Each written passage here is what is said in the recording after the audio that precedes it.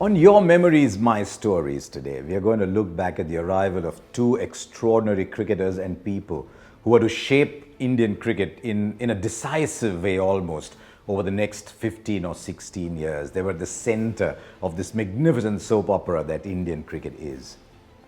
But before we look at the test match starting on the 20th of June 1996, let's take a look back at what happened on what was such an eventful tour for India. Midway through the one-dayers, Navjot Sidhu walked out. I've asked him many times, Shari, kya hua? He said, mat poocho. And I haven't asked him since. But can you imagine, one of your players just picks up his bag and says, thank you very much.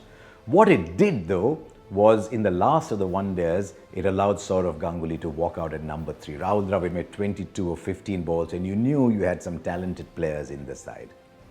India lost the first test. It meant that Sanjay Manjrekar had to go out. Navjot Singh Sidhu's place was still vacant. Sanjay still tells Rahul and Sourav, it was because I went out that you got a break in international cricket.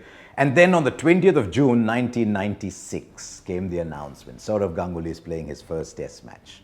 Rahul Dravid's playing his first test match. We didn't quite know what to expect because all the attention was garnered by Dickie Bird, who was always dramatic, who always had a flair for people and the cameras. And there were the tears, he was walking by in a guard of honor, and a perennial not-out umpire gave Michael Atherton out in the first over to Javagal Srinath LBW.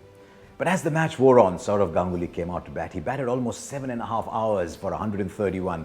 And I still remember the moment he hit the shot that got him to a century. And it was a privilege to be on air because there'd been a lot of talk going on before about whether or not Ganguly should be on the trip. They thought the wrong left-hander had been picked. There was a lot of talk about Vinod Kambli being on it.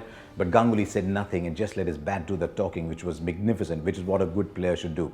And then Rahul Dravid came and surprised us, hitting shots off his back foot, hitting one through the covers and got to 95, nicked one and walked. And he said afterwards, so what, 95 is still a very good score.